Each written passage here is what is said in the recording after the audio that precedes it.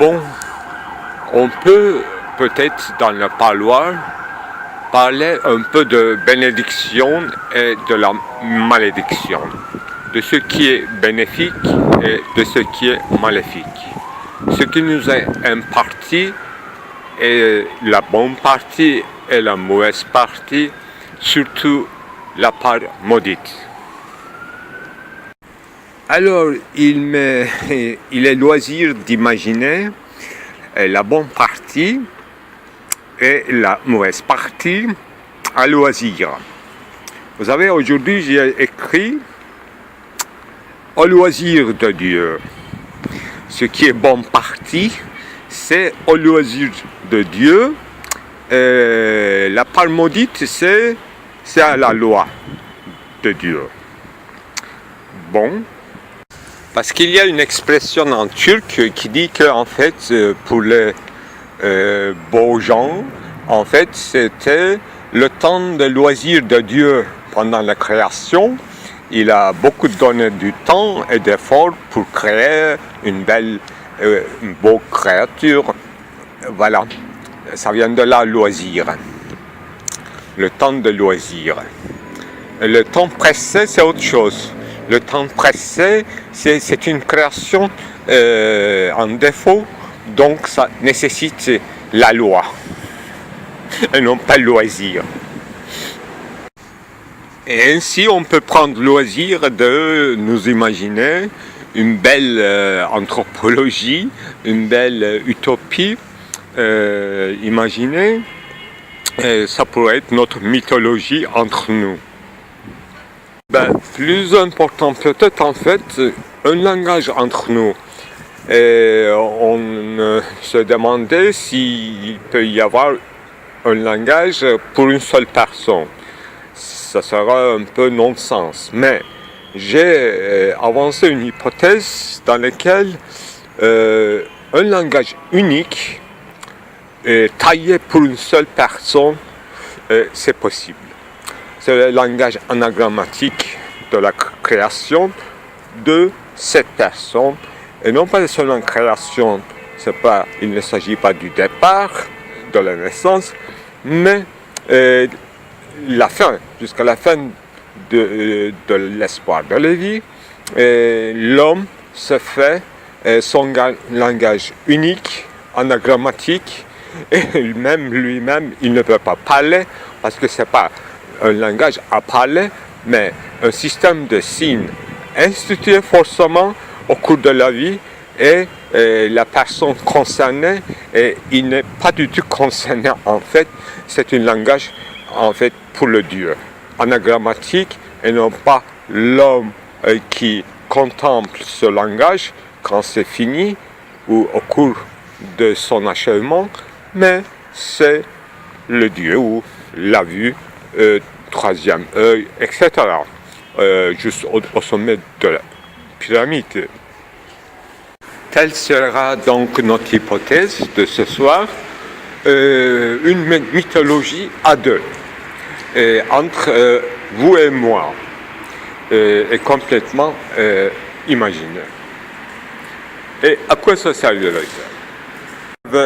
Ça servirait d'abord que personne ne comprend la vie de personne, et même la personne concernée. C'est-à-dire, il faut que la vie soit de l'ordre absolu. Et non pas dans la conscience à soi, mais du point de vue de Dieu.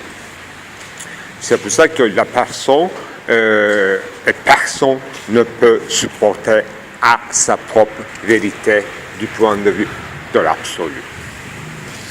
Et c'est pour ça qu'il faut que ce secret reste entre nous. Et absolu, reste absolu. Et comme une cendre refroidie, à jamais. Là s'écrit d'ailleurs sur la mausolée d'une seule personne, faite pour une seule personne dans cet immense monument gigantesque, les mots semi-lisibles de vertu, l'homme avec une grande hache et beaucoup je lis encore grande signature, signataire, et je vois les arbres tomber dans cet automne à cause de tempêtes d'hier soir. Tout s'écroule et il est un homme par terre, d'un homme jadis propre, propre, impropre. L'homme n'a pas du temps, le temps presse pour qu'il puisse écrire ou simplement lire l'anagramme qu'il est, son propre anagramme. Pour ça, il n'y a ni l'espace assez et ni temps suffisant. Au fond, parler, ça pourrait être à la limite reposant. Ça pourrait apporter du calme à l'esprit, au cœur. Ça pourrait nous calmer et donner un peu de quiétude.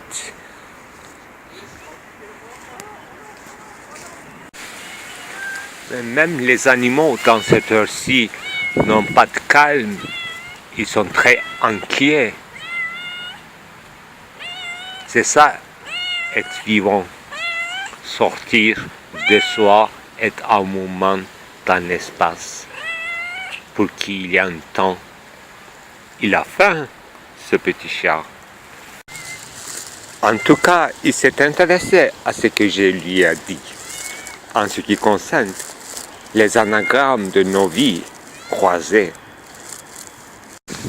Alors même si le chat sait maintenant ce que je vous avais dit, il n'y a plus de secret entre vous et nous. J'avais appelé un jour comme l'antichambre, la vie. Et il y avait un ami, le poète, qui avait écrit un recueil de poèmes qui s'intitulait « La chambre d'attente la pluie », ou bien on pourrait traduire « l'antichambre de la pluie ». Par exemple, s'il pleuvait ce soir, je pourrais parler abondamment. Maintenant, je suis aride comme la terre, cendre refroidie. C'est bizarrement que autrui ou la multitude qui refroidit la cendre, alors qu'il y a du feu, on ne voit plus quand il y a du monde le feu. Pourtant, tout est en feu, surtout dans cette ville.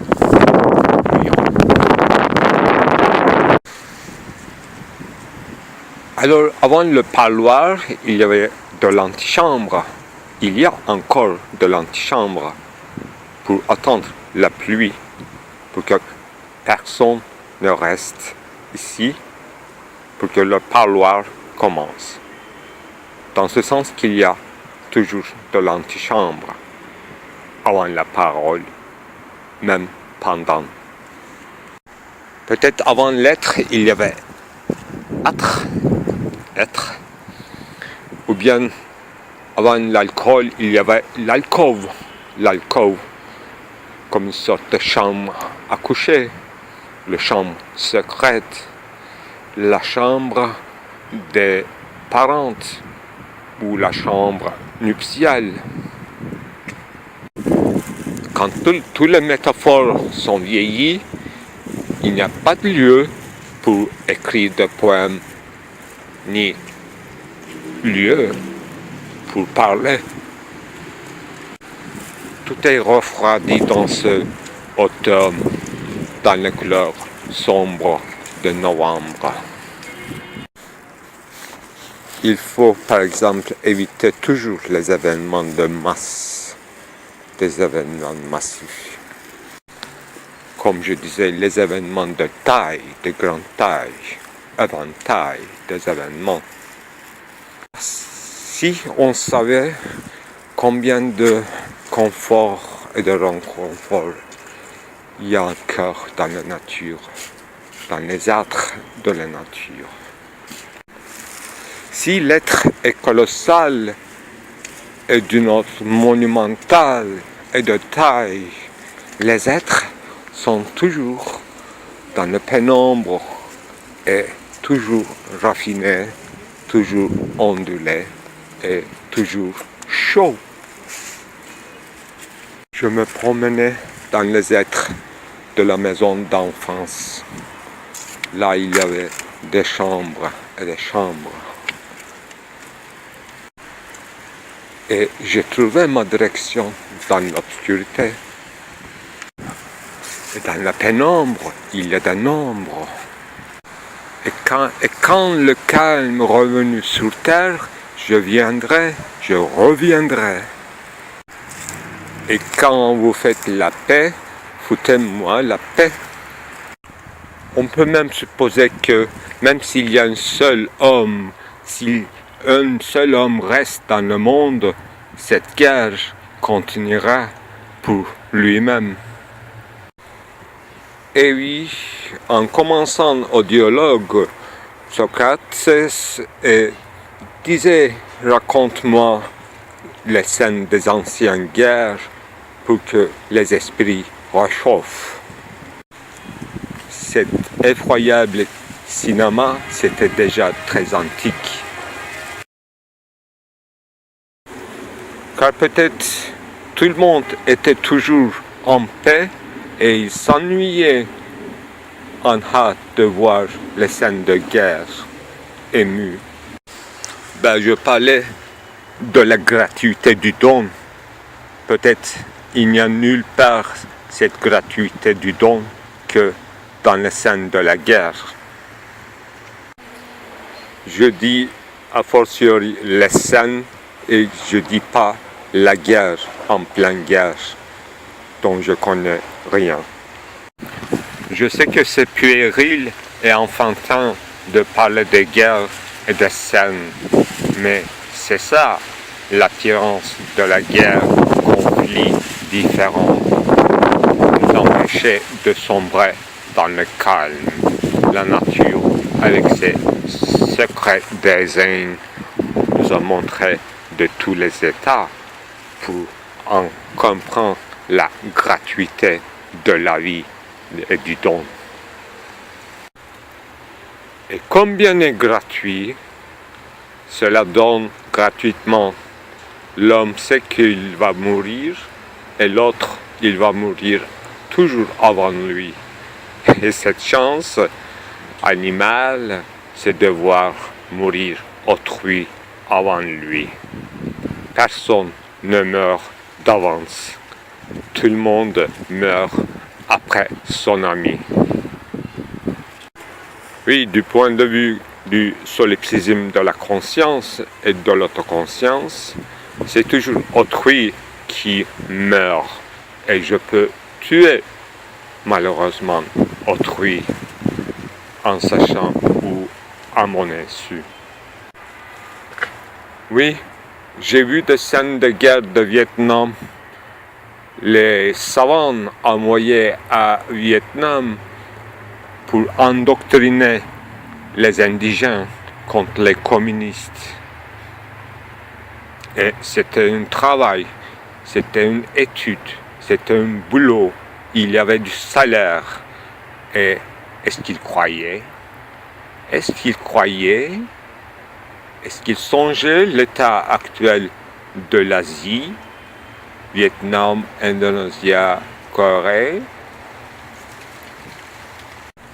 Et si nos ancêtres ont beaucoup fait la guerre pour nous, pour ces petits-enfants, pourquoi ces petits-enfants n'ont pas encore appris à faire de l'amour au lieu de la guerre? Mais qui a dit que l'amour n'était pas une guerre? Quand le droit doit être directement le droit, et le droit directement droite, le droit, il y a deux droits et un droit. Comme la main de l'homme n'est pas faite, selon Heidegger, pour capter, pour tenir, pour apporter, mais pour leur vide, pour leur ouverture, surtout vers l'autrui, au moins vers les questionnements. Pourquoi le droit libéré fait son droit en doit-on le droit? Oui, je sais que j'ai commencé à parler comme M. Raymond Davos, qui doigtait avec son droit le droit chaque fois, mais il me semble que je fais une sorte d'anamnèse de ce que j'ai déjà écrit et de filmer en doigtant avec un œil. Je me demande si je suis à droite ou gauchiste. J'ai un certain gauchisme, mais je suis maladroite, je sais, mais je suis de droite ou de gauche, et quelle direction à choisir dans cette multidirectionnalité pré-schématique, pré-transcendantale. Oui, Bergson, Merleau-Ponty, Sartre avaient cette chance de parler de préconscient. Ce préfixe, ça nous régresse, ça nous permet de nous régresser dans le temps, dans les couches, dans les sphères. On se fonde, on s'immobilise, on devient flou. Ce que je ne regrette pas, c'est de n'avoir pas tombé amoureux depuis longtemps, parce que quand c'est refroidi, c'est plus chaud peut-être. Non, je voulais dire autre chose, je l'ai dit.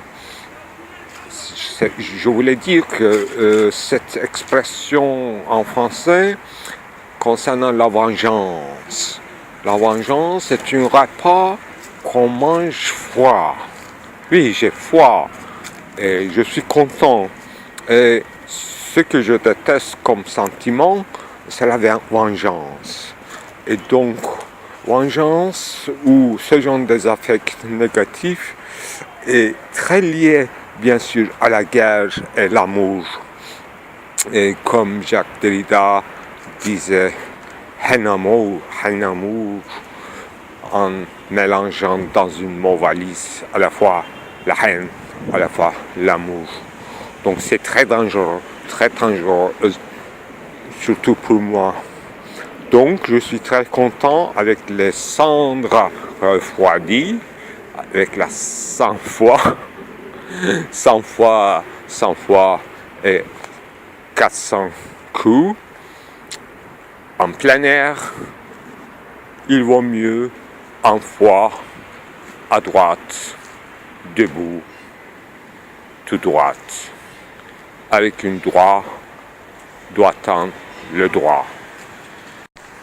Si vous aviez une petite idée concernant la performance que j'effectue dans ce parloir, alors ça n'a rien à voir avec un scénario, avec une mémorisation de texte ou bien mémorisation, interprétation, mettre en scène d'un texte, ceci ou cela, mais il s'agit d'une véritable et épuisante performance, hors prix, épuisante.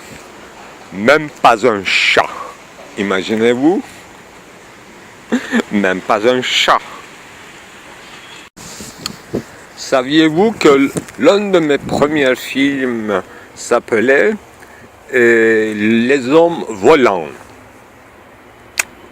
Ou bien j'ai changé son nom, au départ c'était Il aurait tiré sur la lune, et puis c'est changé de nom, j'ai tiré, c'est-à-dire tiré du feu, donc j'ai éliminé cette scène de violence et j'ai simplement gardé ce côté aérien. j'ai cherché des tours, tout ce qui s'élève vers le ciel, pour donner cette aire d'élévation, mais comme je ne filmais pas dans une ville, c'était complètement un champ pastoral, donc c'était rare des choses qui s'élèvent vers le haut. Voilà, la grande tragique peut-être, c'est que l'homme ne se satisfait pas avec la terre et il rêve les lointains, les horizons, la lune, les corps célestes, toujours des choses aériennes, et il ne se satisfait pas jamais avec la terre d'ici-bas, maintenant, hic ego nunc.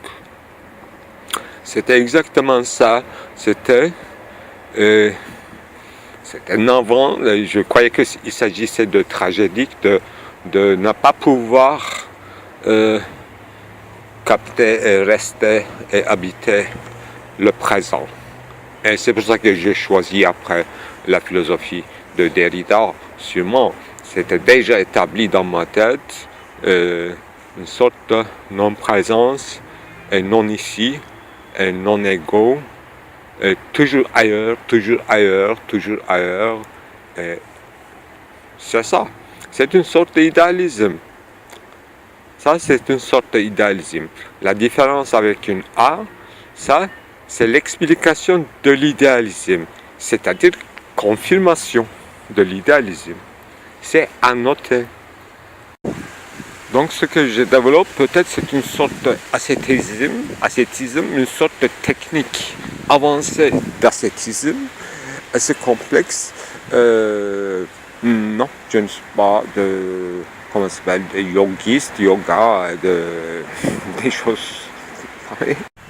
Du reste, je ne suis pas très loin de ascétisme pythagoracien, surtout cette histoire de secte communautaire, à la acéphale,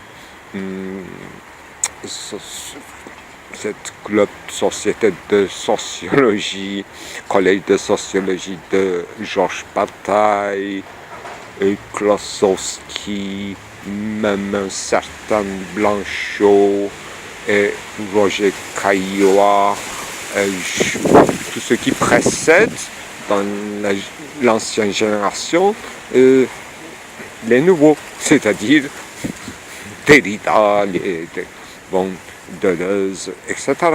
Mais entre les deux, il y a un truc, c'est pas un truc, c'est mon professeur en propre, il est René Girard en fait, et c'est inclassable. Mais entre cette génération, c'est-à-dire les Blancs, après Blanchot, mais c'est pas Blanchot, avant Derrida, mais c'est pas du tout Derrida, et c'était pas Deleuze, mais après Jean-René, que Dieu donne longue vie, et s'est réconcilié avec la philosophie deleuzienne et guattarienne bien sûr, mais sa démarche était autre.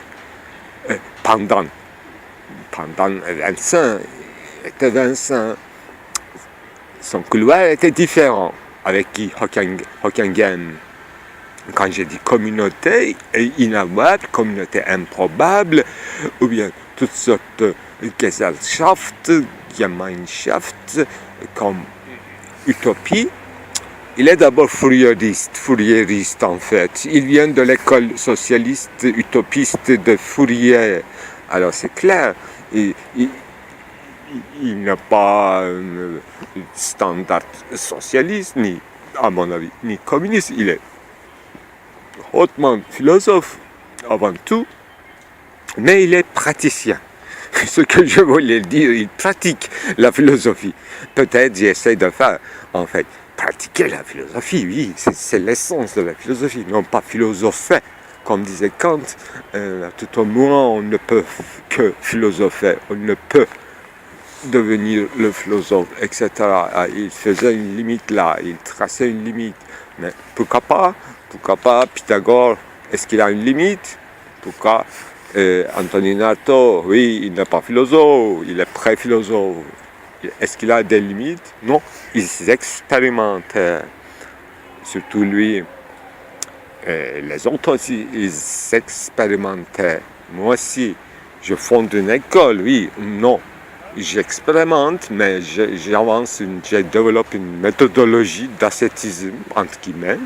Je n'ai pas encore trouvé le nom, je dis tout neutrement parloir.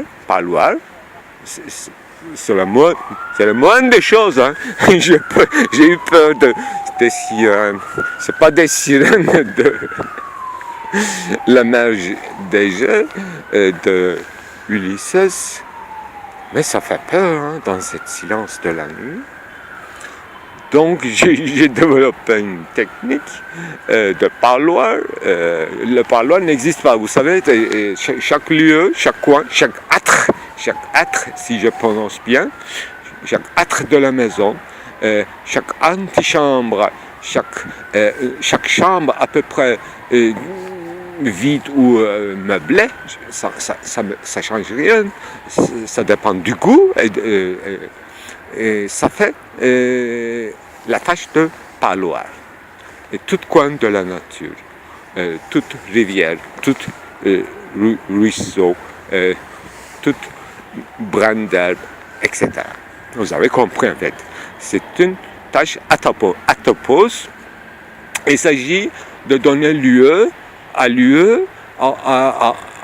chaque lieu à la parole qui sans a priori, sans prémisse. Oui, au départ, j'ouvre un débat, à chaque fois, je pose une question ou bien je propose 2 ou 3 sujets comme ce soir je l'ai fait, n'est-ce pas? C'est pour réchauffer les esprits, comme René Scherrer disait au départ de ses cours. Il disait que moi je parle au lieu de vous parce que je veux simplement réchauffer les esprits. Voilà, c'était sa tâche était limitée à réchauffer nos esprits. C'est faire mobiliser nos esprits. Il était déjà d'un certain âge, il avait combien de générations étaient chauffées et réchauffées par ces paroles. Donc l'autre jour, quand je filmais, disons, quand j'enregistrais les dernières séquences de mon film dans ce haut lieu de parloir, en fait, le 20e enregistrement était toujours en défaut. Ça concernait René Scherrer. J'ai raconté sa visite à Istanbul, dans ma ville natale, et je voulais finir le film pénultième, avant dernier, avec ces paroles. Mais non, ça n'a pas pu réaliser. Au lieu de ça, j'ai mis une séquence concernant, vous savez, peut-être œuvrement dans le christianisme, je crois. Très important comme sujet, Golem, que je vais développer ultérieurement. Bon, ce monsieur, René Scherrer, ajoutons, Jean-René, mon ami, l'autre étudiant, donc nous sommes 3 à 3. Mais Scherrer est venu il y a 56 ans à Istanbul, donc déjà je savais pendant mon scolarité, disons, ces voyages à l'étranger, ça faisait toujours un événement, c'était de l'ordre phénoménal. Quand il était parti au Mexique, en fait, il nous racontait qu'il se sentait dans un film de peplum. Si on va faire un film sur René Scherrer, ça devrait être une peplum. Tous les Mexicains, toute la jeunesse mexicaine la portait sur les épaules, en fait, selon ses dires. Il était partout, il était invité partout, donc il était centre d'intérêt. Il connaissait l'histoire du Mexique, etc. Mais à Istanbul, il était plus sage. Mais il était très exigeant en fait. Moi j'ai réservé une seule journée entièrement à lui. Donc on était dans le musée de une mosaïque à Sultanahmet, on était Sainte-Sophie, etc. Et j'ai découvert des choses avec lui, mais il dessinait tout le temps, même en traversant les rues, sans avoir peur d'être écrasé par une automobile ou par une motocyclette. Ce monsieur qui ressemble en fait à Thomas d'Aquin, en fait, il dessinait, en plus, il prenait des notes concernant les couleurs qui va développer ses dessins en peinture à la rentrée, c'est-à-dire en rentrant à son hôtel le soir. Alors, quelle tâche! Je me suis dit qu'en fait, dans mon âge, j'ai l'as de tout et tout, mais ce monsieur, il travaille, il est curieux, il a une attention flottante, c'est pas seulement théorie, c'est pratique, et je me suis mobilisé. Alors, voilà, l'histoire, l'histoire a commencé un peu comme ça, et les hasards, les coups de dés, ça nous oriente. Donc parfois je veux aller très rapidement à l'essence des choses, si je puis dire. Parfois je rallonge la parole. En fait, cette séquence concernait l'autre film, mais j'ai inséré ici. Mon propos c'était l'école que Jean-René représente pour moi. En fait, c'était une pratique de la philosophie. Et je connais sa vieillesse, sa jeunesse. Effectivement, c'était quelque chose monumental, je crois, mais je connais très peu de choses. En fait, d'abord, il faut préciser que René Scherrer et Guy Hockenheim, ils faisaient des cours ensemble. Je voyais première fois dans ma vie qu'il y a deux professeurs dans la même classe en même temps. En fait, il parle surtout Guy Hockenheim qui écrivait des romans en parallèle, donc il nous apportait ses découvertes concernant Savonarola, en fait, Renaissance italienne, réforme ou anti-réforme, et tout ce qui est de l'ordre de politique et de l'art. Je crois que, il écrivait un roman sur aveugle, sur le Christ, le silence de agneau, quelque chose comme ça. Et Scherrer plutôt de la phénoménologie, des choses plus classiques et tout. Ça faisait assez contraste. Mais pourquoi?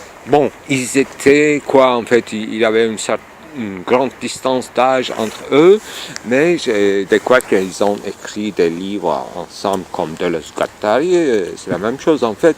Écrire en couple, apparemment, c'était un travail assidu, expérimental de l'époque. Maintenant, il y a des éditeurs qui rassemblent des articles qu'ils publient, mais jamais des tâches d'écriture à deux, non, à trois, encore très rare.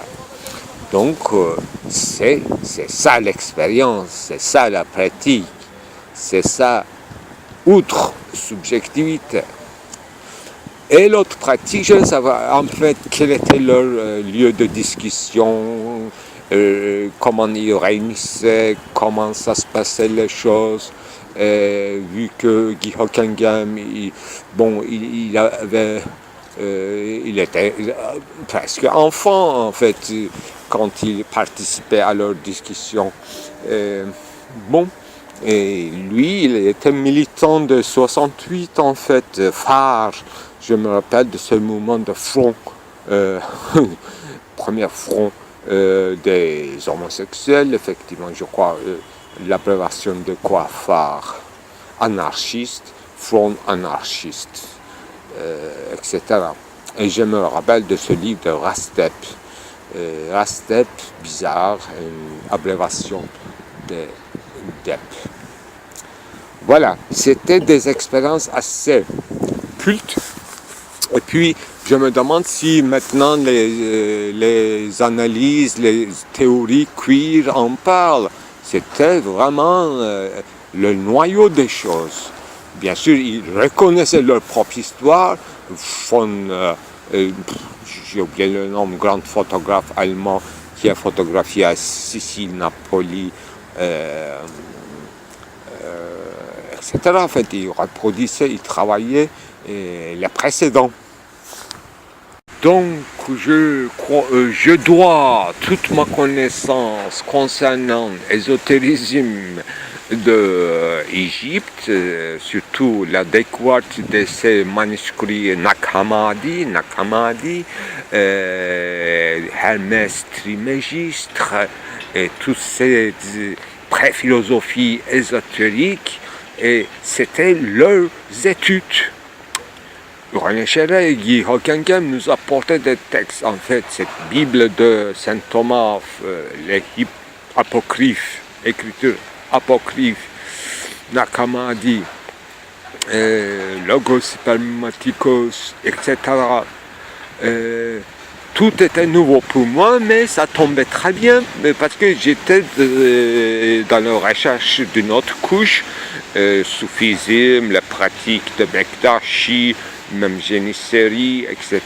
Toute cette histoire de Ahi, la fondation commerciale et religieuse en Anatolie du XIIe, XIIIe siècle. Donc ça tombait exactement très bien.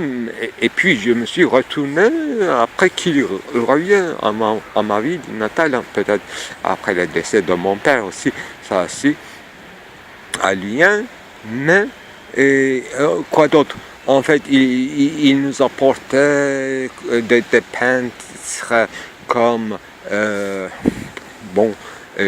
peintre de sublime, en fait, sans avoir connu la théorie du sublime. On connaissait à partir de Lyotard, mais on a vu finalement, on a analysé la peinture sublime allemande, Karl Caspar Friedrich, etc.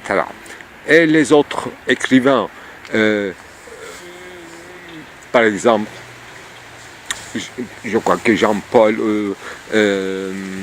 certain Paul Hofmannsthal, Ritter, les romantiques allemands, en fait, ils sont, c'est pas Goethe seulement, mais les petites romantiques, et Novalis aussi, toujours avec Fourier.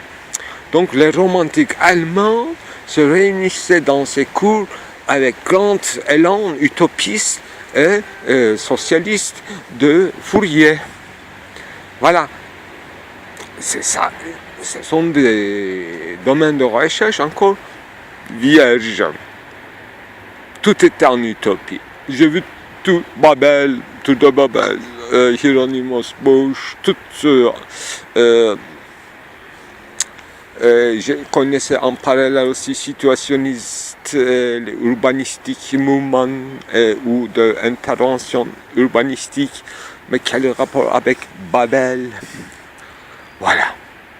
C'était une accumulation primitive de savoir, connaissances culturelles.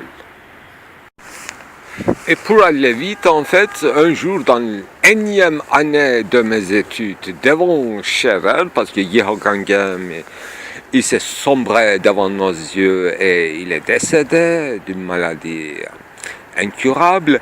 Mais Jean-René, il s'est rétabli, il a continué ses cours. Un jour, quelqu'un ouvert la porte de la classe et il est entré, c'était un chevalier de table ronde. Voilà. J'ai connu ainsi M. Jean-René Boulet, grand poète, demi-clochard, grand héron. Et avec Jean-René Boulet, on a écrit Lettre et le néon. Il y a une grande lune, pleine lune, qui est en train de remonter dans le nord, au-dessus des collines de Chamlija.